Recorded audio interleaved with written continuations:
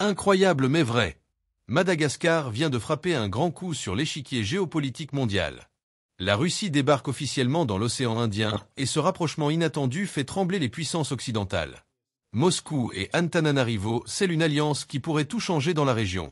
Quels sont les véritables enjeux derrière cette décision spectaculaire? Quelles seront les conséquences pour la France, les États-Unis et la Chine? Madagascar est-il en train de basculer définitivement dans le camp russe? Restez avec nous car ce qui se passe en ce moment même est absolument fascinant. Avant de commencer, n'oubliez pas de laisser un like si vous appréciez notre contenu et abonnez-vous à la chaîne pour ne rien manquer de nos analyses géopolitiques exclusives. Activez la cloche de notification car nous allons décrypter ensemble ce tournant historique majeur. C'est parti! L'annonce de l'établissement de relations diplomatiques renforcées entre Madagascar et la Russie a provoqué une onde de choc dans toute la région de l'océan Indien. Cette décision marque un tournant historique dans la politique étrangère malgache, longtemps orientée vers les partenaires occidentaux traditionnels et les institutions financières internationales. Le gouvernement d'Antananarivo semble désormais chercher à diversifier ses alliances stratégiques dans un contexte géopolitique mondial en pleine mutation. Les observateurs internationaux s'interrogent sur les motivations profondes de ce rapprochement inattendu qui pourrait redéfinir les équilibres régionaux. La grande île de l'océan Indien devient ainsi un nouveau théâtre de la compétition mondiale entre les grandes puissances. Cette évolution soulève de nombreuses questions sur l'avenir des relations internationales dans cette zone stratégique. Le positionnement géographique exceptionnel de Madagascar en fait un acteur potentiellement crucial pour le contrôle des routes maritimes. L'intérêt russe pour cette nation insulaire ne peut être dissocié de sa stratégie globale de projection de puissance. Les motivations économiques constituent sans doute l'un des principaux moteurs de ce rapprochement surprenant entre les deux nations. Madagascar possède des ressources naturelles considérables qui demeurent largement sous-exploitées, notamment dans les secteurs miniers et énergétiques. Les entreprises russes manifestent depuis plusieurs années un intérêt croissant pour les gisements de nickel, de cobalt et de terres rares présents sur l'île. La Russie cherche également à sécuriser ses approvisionnements en matières premières stratégiques face aux sanctions occidentales. Pour Madagascar, cette coopération représente une opportunité d'attirer des investissements massifs dans son infrastructure économique. Les promesses russes d'assistance technique et financière séduisent un gouvernement en quête de développement rapide. La perspective de nouveaux débouchés commerciaux pour les produits malgaches constitue également un argument de poids. Cette dynamique économique pourrait transformer radicalement le paysage commercial de la nation insulaire au cours des prochaines décennies. La dimension militaire de cette alliance naissante suscite des inquiétudes légitimes parmi les partenaires occidentaux de Madagascar. Des rumeurs persistantes évoquent la possibilité d'un accord permettant à la marine russe d'accéder au port malgache pour des opérations de ravitaillement. L'établissement d'une présence militaire russe dans l'océan Indien modifierait considérablement l'équilibre stratégique régional. Les États-Unis et la France observent avec une attention particulière ces développements qui menacent leurs intérêts traditionnels dans la zone. La Russie pourrait ainsi contourner les limitations imposées par sa géographie en obtenant des points d'appui dans l'hémisphère sud. Pour Madagascar, une coopération militaire avec Moscou offrirait des opportunités de modernisation de ses forces armées vieillissantes. Cependant, cette orientation risque d'aliéner les bailleurs de fonds occidentaux qui conditionnent leur aide au respect de certaines normes démocratiques. Le dilemme sécuritaire auquel fait face Antananarivo reflète les tensions croissantes de l'ordre mondial contemporain. L'impact diplomatique de ce rapprochement dépasse largement le cadre bilatéral entre Madagascar et la Russie. Les autres nations de l'océan Indien, notamment les îles voisines comme Maurice et les Seychelles, suivent ces développements avec une attention soutenue. L'Union africaine elle-même se trouve confrontée à des dynamiques nouvelles qui complexifient ses relations avec les partenaires extérieurs. La Chine, déjà très présente économiquement à Madagascar, observe cette évolution avec un mélange d'intérêt et de prudence. L'Inde, puissance régionale majeure, voit d'un mauvais œil l'arrivée d'un concurrent direct dans son précaré traditionnel. Les pays occidentaux redoutent la création d'un précédent qui pourrait encourager d'autres nations africaines à diversifier leurs alliances. Cette reconfiguration diplomatique s'inscrit dans un mouvement plus large de multipolarisation du système international. Les chancelleries du monde entier réévaluent leur stratégie face à cette redistribution des cartes géopolitiques dans l'océan Indien. Les réactions de la population malgache face à ce tournant diplomatique majeur demeurent contrastées et révélatrices des divisions internes. Une partie de l'opinion publique salue cette initiative comme une affirmation de souveraineté face aux anciennes puissances coloniales. D'autres citoyens expriment des craintes légitimes concernant les conséquences potentielles de ce rapprochement avec Moscou. Les organisations de la société civile s'interrogent sur la transparence des accords conclus entre les deux gouvernements. Les médias locaux, quoique souvent contrôlés ou influencés par le pouvoir, tente de décrypter les enjeux réels de cette alliance. Les jeunes générations, particulièrement connectées aux réseaux sociaux internationaux, manifestent des opinions diverses sur cette question sensible. Les communautés rurales, moins informées des subtilités géopolitiques, se préoccupent surtout des retombées économiques concrètes promises. Cette diversité de perspectives reflète la complexité de la société malgache contemporaine face aux choix stratégiques de ses dirigeants. L'acceptation populaire de ce virage diplomatique dépendra largement des bénéfices tangibles qui en découleront pour la population. Les implications environnementales de cette coopération renforcée méritent une attention particulière dans le contexte malgache. Madagascar abrite une biodiversité exceptionnelle reconnue mondialement comme un patrimoine naturel irremplaçable à protéger absolument. Les projets d'exploitation minière intensive soutenus par des capitaux russes pourraient menacer gravement ces écosystèmes fragiles. Les organisations écologistes internationales ont déjà exprimé leurs inquiétudes face aux standards environnementaux moins stricts généralement appliqués. La déforestation, déjà alarmante sur l'île, pourrait s'accélérer avec l'arrivée de nouveaux investissements industriels peu regardants. Les communautés locales dépendant des ressources naturelles pour leur subsistance risquent de subir des conséquences dramatiques. Le gouvernement malgache se trouve ainsi confronté à un dilemme entre développement économique rapide et préservation environnementale durable. Les engagements internationaux de Madagascar en matière de conservation pourraient entrer en contradiction avec ces nouvelles orientations économiques.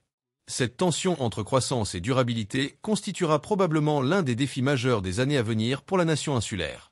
Les aspects culturels et éducatifs de ce partenariat émergent progressivement comme des dimensions importantes de la coopération bilatérale.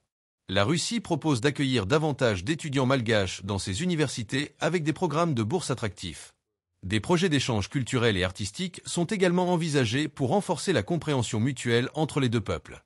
L'enseignement de la langue russe pourrait être introduit dans certains établissements scolaires malgaches comme langue étrangère optionnelle. Ces initiatives de soft power visent à créer une génération de cadres malgaches familiers avec la culture et les intérêts russes. Pour Madagascar, ces opportunités éducatives représentent un accès potentiel à des formations techniques de qualité dans divers domaines. Cependant, les critiques soulignent les risques d'une dépendance culturelle qui accompagnerait cette influence croissante de Moscou. La francophonie traditionnellement dominante à Madagascar pourrait se trouver progressivement concurrencée par d'autres sphères linguistiques. Ces transformations culturelles subtiles mais profondes façonneront l'identité nationale malgache des décennies futures. L'analyse historique révèle que cette orientation vers la Russie n'est pas totalement nouvelle dans l'histoire contemporaine de Madagascar. Durant la guerre froide, la première république malgache avait déjà connu une période de rapprochement avec le bloc soviétique. L'expérience socialiste des années 70 et 80 a laissé des traces dans la mémoire collective nationale. Certains observateurs y voient une forme de retour aux sources idéologiques pour une partie de l'élite politique malgache. D'autres analystes considèrent plutôt cette évolution comme une stratégie pragmatique de diversification des partenaires internationaux. Les leçons tirées des échecs économiques passés devraient théoriquement guider les choix actuels des décideurs politiques. La question se pose de savoir si Madagascar saura éviter les erreurs historiques tout en saisissant les opportunités présentes. Les générations ayant vécu la période socialiste portent des jugements variés sur la pertinence de ce retour apparent. Cette perspective historique enrichit considérablement la compréhension des dynamiques actuelles qui traversent la société malgache aujourd'hui. Les mécanismes institutionnels de cette coopération renforcée se mettent progressivement en place à travers diverses structures bilatérales. Des commissions mixtes réunissant régulièrement des représentants des deux gouvernements sont créées pour coordonner les initiatives communes. Des protocoles d'accords sectoriels couvrant l'agriculture, l'énergie, les transports et la défense sont progressivement signés et ratifiés. Les entreprises russes établissent des bureaux de représentation à Antananarivo pour faciliter leurs opérations sur le territoire malgache. Des accords de facilitation des visas permettent une circulation accrue des ressortissants entre les deux nations. Les banques russes explorent les possibilités d'implantation dans le système financier malgache encore largement dominé par les institutions françaises. Ces arrangements institutionnels créent un cadre juridique et administratif solide pour des relations économiques durables.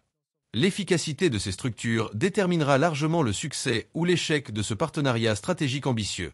La bureaucratie malgache devra s'adapter rapidement à ces nouvelles exigences de coopération internationale multidimensionnelle. Les perspectives d'avenir de cette alliance russo-malgache restent largement ouvertes et dépendront de nombreux facteurs internes et externes. L'évolution de la situation géopolitique mondiale, notamment le conflit ukrainien et les sanctions occidentales, influencera directement cette relation. La stabilité politique intérieure de Madagascar constitue un prérequis essentiel pour la pérennité de ces accords de coopération. Les résultats économiques concrets obtenus dans les premières années détermineront l'adhésion populaire à cette orientation stratégique. Les réactions des partenaires traditionnels et leur capacité à proposer des alternatives attractives joueront également un rôle crucial. La Russie elle-même devra démontrer sa volonté et sa capacité à investir substantiellement dans le développement malgache. Les défis logistiques liés à l'éloignement géographique entre les deux pays ne doivent pas être sous-estimés. Cette nouvelle page de l'histoire diplomatique malgache s'écrit actuellement sous les yeux attentifs de la communauté internationale. L'avenir révélera si cette audace stratégique se transformera en succès durable ou en désillusion amère pour la Grande Île. L'attractivité des ressources naturelles malgaches constitue indéniablement le cœur des intérêts russes pour cette île méconnue. Les vastes gisements de nickel découverts dans diverses régions de Madagascar représentent une ressource stratégique majeure pour l'industrie russe. Le cobalt, élément essentiel pour les batteries modernes et la transition énergétique mondiale, abonde également dans le sous-sol malgache. Les terres rares, indispensables aux technologies de pointe et aux équipements militaires avancés, constituent un autre trésor convoité. Les compagnies minières russes possèdent l'expertise technique nécessaire pour exploiter ces gisements dans des conditions géologiques parfois difficiles. Pour Madagascar, la valorisation de ces ressources pourrait générer des revenus fiscaux substantiels pour financer le développement national. Les royalties minières et les taxes d'exploitation représentent des sources potentielles de financement pour les infrastructures et les services publics. Cependant, l'expérience internationale démontre que l'exploitation minière intensive génère souvent plus de problèmes que de solutions durables. Les projets d'infrastructures annoncés dans le cadre de cette coopération soulèvent à la fois espoir et interrogations légitimes. La construction de nouvelles routes reliant les zones minières aux ports maritimes figure parmi les priorités identifiées conjointement. La modernisation du réseau ferroviaire vétuste hérité de la période coloniale pourrait transformer radicalement la logistique nationale. L'amélioration des installations portuaires permettrait d'augmenter significativement les capacités d'exportation des matières premières malgaches.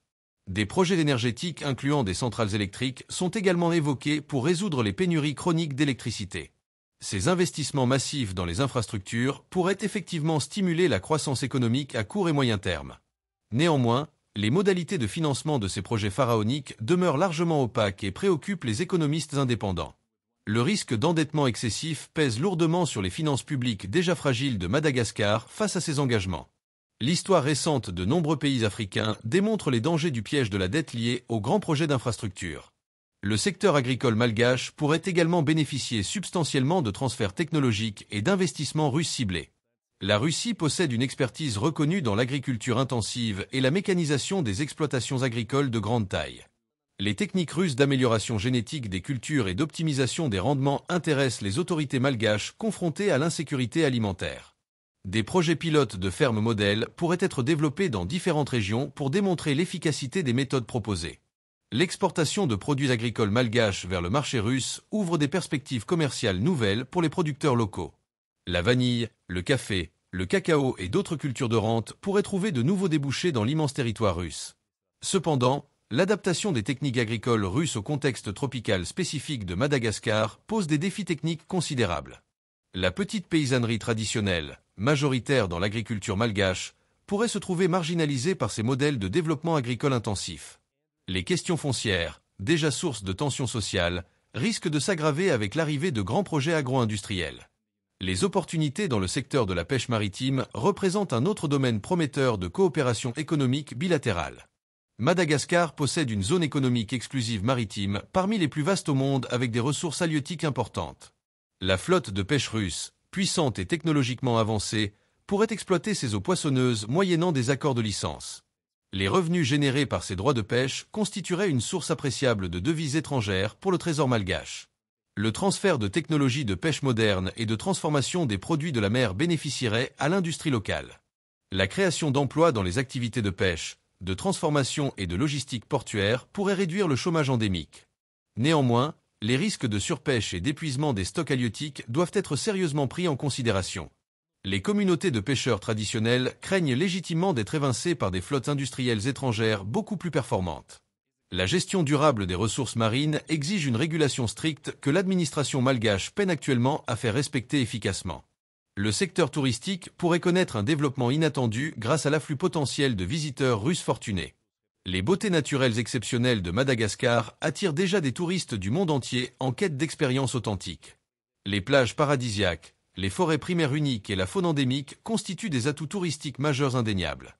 L'établissement de liaisons aériennes directes entre Moscou et Antananarivo faciliterait considérablement l'accès des touristes russes. Les tours opérateurs russes manifestent un intérêt croissant pour proposer Madagascar comme destination exotique à leur clientèle aisée. Le développement d'infrastructures hôtelières adaptées aux standards internationaux nécessiterait toutefois des investissements conséquents et coordonnés. Les retombées économiques du tourisme bénéficieraient directement aux populations locales à travers l'artisanat et les services touristiques. Cependant, le tourisme de masse comporte aussi des risques environnementaux et culturels qui ne doivent pas être négligés. La préservation de l'authenticité culturelle malgache face à la commercialisation touristique représente un défi délicat à relever intelligemment. Les technologies de l'information et de la communication constituent un domaine émerge de collaboration entre les deux nations. La Russie possède des compétences reconnues en cybersécurité, en développement logiciel et en infrastructures de télécommunications avancées. Madagascar accuse un retard considérable dans la digitalisation de son économie et de son administration publique. Des programmes de formation de cadres malgaches au métier du numérique pourraient être développés avec l'appui russe. L'installation d'infrastructures de connectivité Internet haut débit dans les zones rurales isolées transformerait l'accès à l'information. Les startups malgaches du secteur technologique pourraient bénéficier de partenariats avec leurs homologues russes plus expérimentés. La coopération dans le domaine spatial, secteur où la Russie maintient une expertise de premier plan, ouvre des perspectives futuristes. Néanmoins, les questions de souveraineté numérique et de protection des données personnelles se posent avec acuité. Les systèmes technologiques russes pourraient comporter des portes dérobées permettant une surveillance ou un contrôle indésirable des communications nationales.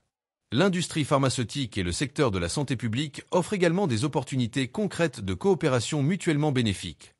La Russie produit des médicaments génériques à des coûts nettement inférieurs à ceux des produits occidentaux équivalents. Madagascar, confronté à des défis sanitaires majeurs, pourrait améliorer l'accès aux traitements pour sa population défavorisée. Des accords de transfert de technologie permettraient éventuellement la production locale de médicaments essentiels sous licence russe. La construction d'hôpitaux modernes équipés de matériel médical russe améliorerait significativement l'offre de soins dans les grandes villes.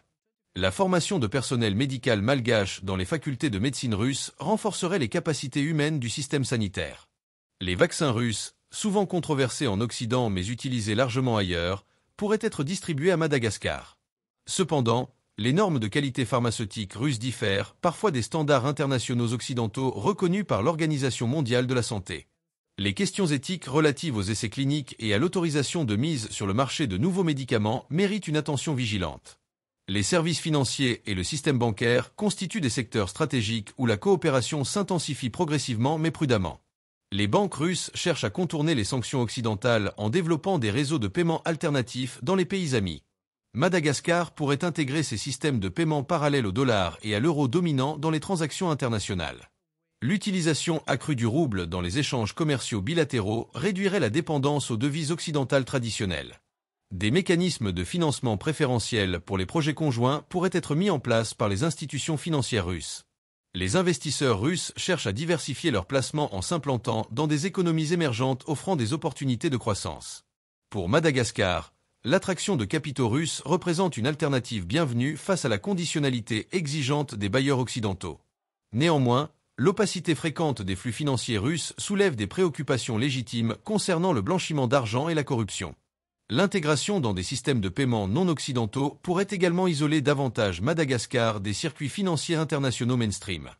Les enjeux énergétiques occupent une place centrale dans les discussions économiques entre Moscou et Antananarivo compte tenu des défis existants. Madagascar souffre d'un déficit énergétique chronique qui freine considérablement son développement économique et industriel global. Les entreprises russes du secteur énergétique, notamment dans le domaine nucléaire civil, proposent des solutions technologiques diversifiées. Les projets d'exploration et d'exploitation pétrolière offshore au large des côtes malgaches intéressent particulièrement les compagnies russes expérimentées. Le développement de centrales hydroélectriques dans les régions montagneuses pourrait exploiter le potentiel hydraulique considérable de l'île. Les énergies renouvelables, notamment solaires et éoliennes, figurent également dans les discussions malgré leur coût initial d'investissement élevé. La réhabilitation et l'extension du réseau de distribution électrique nationale nécessitent des financements massifs que la Russie pourrait fournir.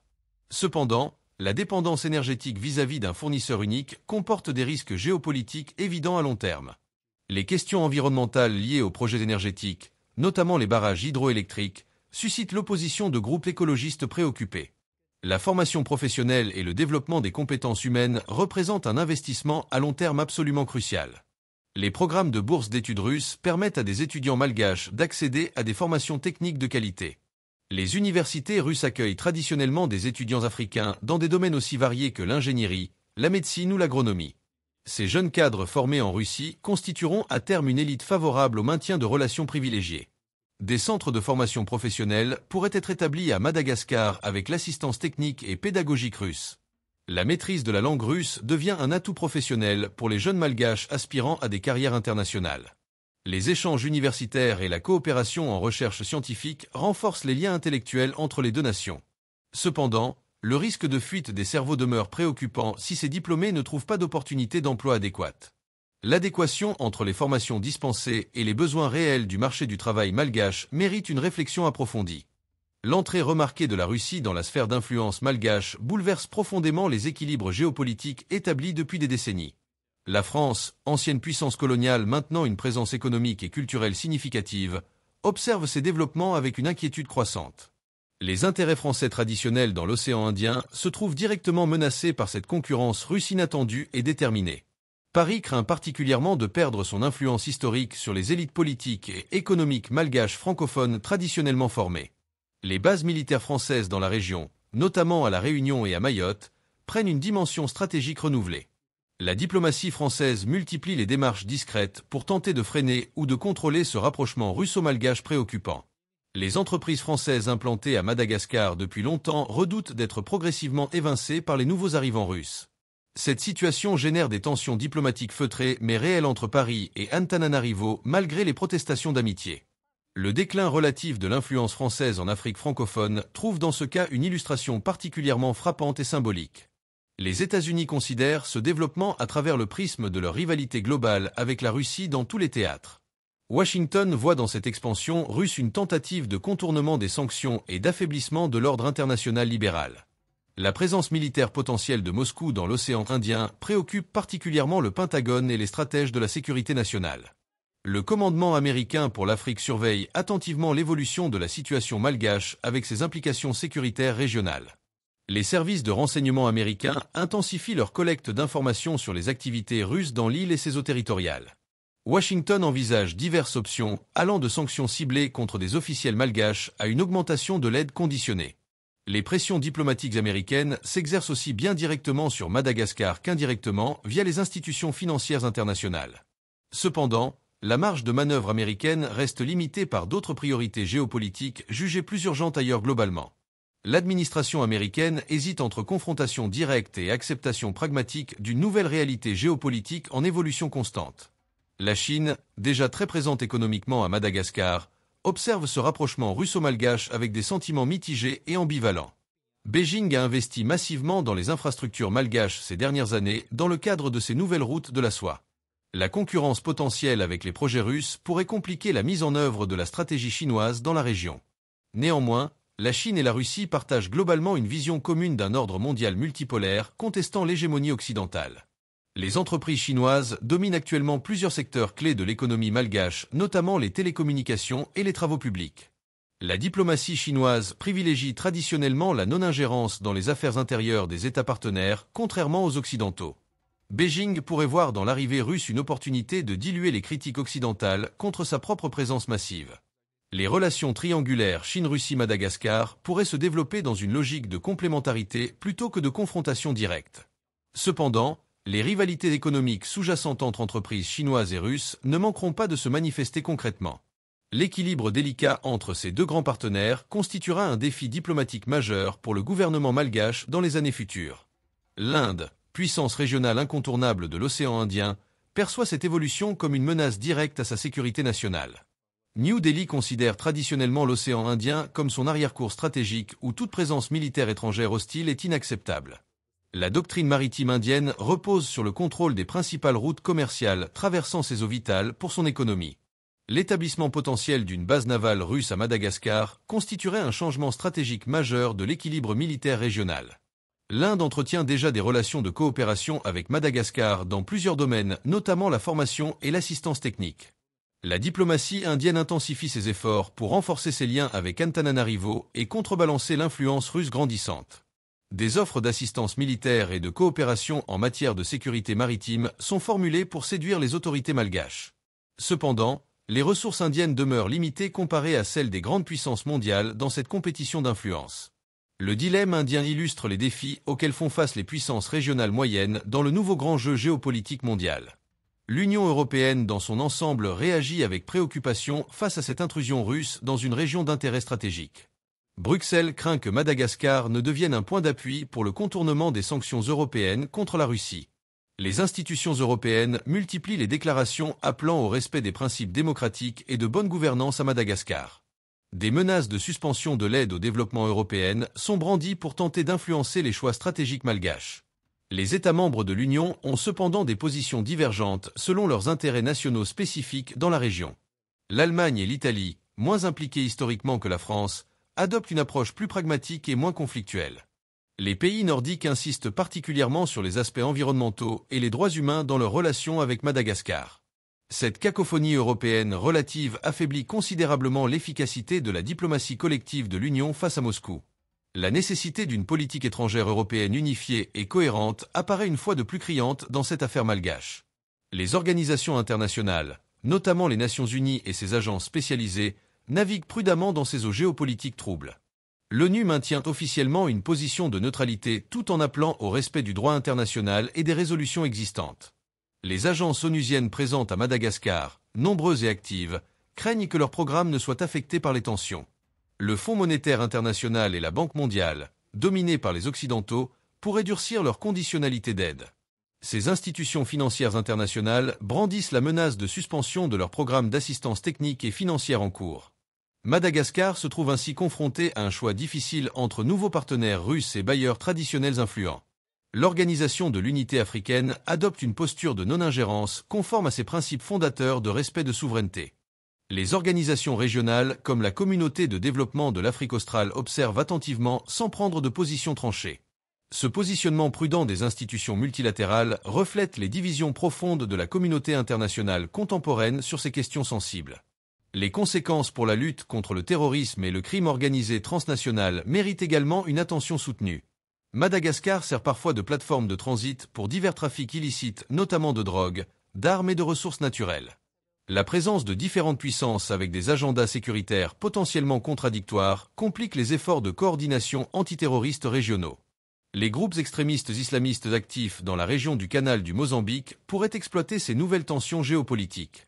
Les services de renseignement occidentaux redoutent que la coopération sécuritaire avec Madagascar ne soit compromise par l'influence russe. Les réseaux criminels internationaux profitent généralement du chaos et de l'instabilité pour étendre leurs activités lucratives illégales. La corruption endémique dans l'administration malgache facilite l'implantation de ces réseaux mafieux internationaux aux connexions politiques puissantes. La lutte efficace contre ces menaces transnationales exige une coopération internationale qui transcende les rivalités géopolitiques entre grandes puissances.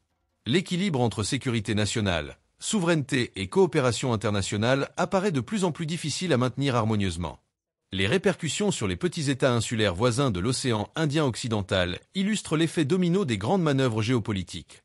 Maurice, Seychelles, Comores et autres micro-États observent avec anxiété ces développements qui pourraient affecter leur propre sécurité. Ces petites nations dépendent lourdement de la stabilité régionale pour leur économie touristique vulnérable aux crises et conflits. Elles redoutent d'être entraînées malgré elles dans des logiques de blocs opposés contraires à leurs intérêts fondamentaux. Certains de ces pays pourraient être tentés de suivre l'exemple malgache pour diversifier leurs partenaires et négocier de meilleures conditions. D'autres préféreront renforcer leurs liens traditionnels avec les partenaires occidentaux éprouvés et fiables historiquement pour garantir leur sécurité.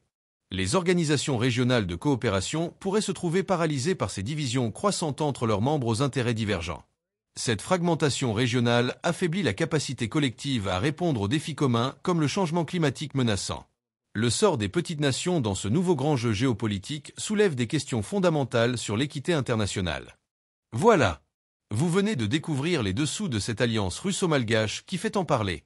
Un véritable séisme géopolitique dont les répercussions se feront sentir pendant des années.